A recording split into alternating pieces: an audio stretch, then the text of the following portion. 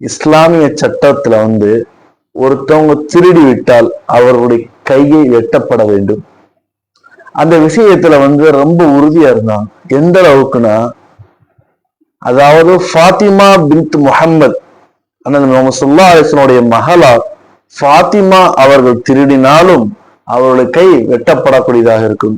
எதுக்காக இது சொல்றாங்க அப்படின்னா, உயர்ந்த கோத்திரத்துல கூடிய ஒரு பெண்ணுடைய விஷயத்துல, இந்த திருட்டுடைய விஷயம் சொல்லக்கூடிய சமயத்துல, திருட்டுடைய விஷயத்தை பத்தி பேசக்கூடிய சமயத்துல இந்த விஷயத்தை சொல்லி திருடினால் கை வெட்டப்படும் அப்படிங்கிறது தான் இஸ்லாமியுடைய சட்டத்துல ரொம்ப முக்கியமா வலியுறுத்தக்கூடிய சட்டம் தான். அதுவே இந்திய சட்டம் அப்படின்னு பார்த்தோம்னா, ஒரு குறிப்பிட்ட வருடத்தை கொடுத்து அந்த வருடத்துல 7 வருடம் 3 வருடம் அப்படின்னு சொல்லிட்டு அதற்கான இதை பொறுத்து அவங்க இத்தனை வருஷத்துல என்ன பண்ணலாம், அவங்களை ரிலீஸ் பண்ணிடலாம். மேற்கொண்டு அதை முன்னாடியே என்ன பண்ணிடுறாங்க, ஏறி போட்டு அதுன்னு சொல்லிட்டு அவங்க என்ன பண்ணிடுறாங்க, வெளியே வந்துடுறாங்க. ஆனால் தவறுகள் எங்கு குறைக்கப்படுகின்றது?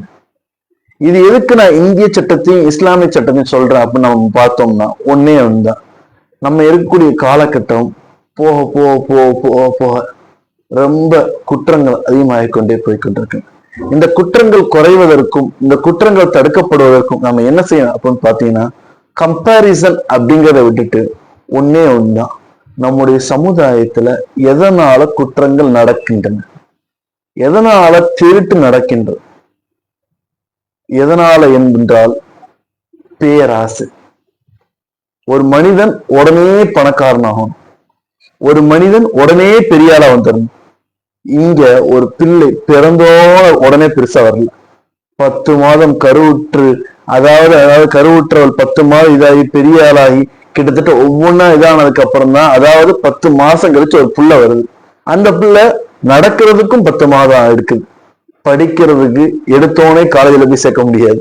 ஒவ்வொரு ஸ்டாண்டர்டு வச்சு எல்கேஜி யூகேஜி அது முடிச்சு 10th SSLC அடுத்து 12th HSC அதுக்கு அடுத்த அப்புறம் தான் அவருடைய படிப்பு சான்றிதழை வைத்து இன்னும் டிகிரி இன்னும் முடிக்கணும்.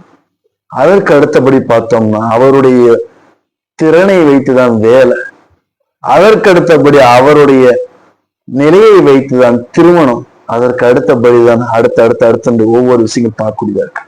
அப்ப ஒரு விஷயத்திற்கு அமைப்பை ரொம்ப முக்கியமாக இருக்கு. அமைப்புல எங்க குளறுபடியாவதோ அங்கதான் பிரச்சனை ஆகுது.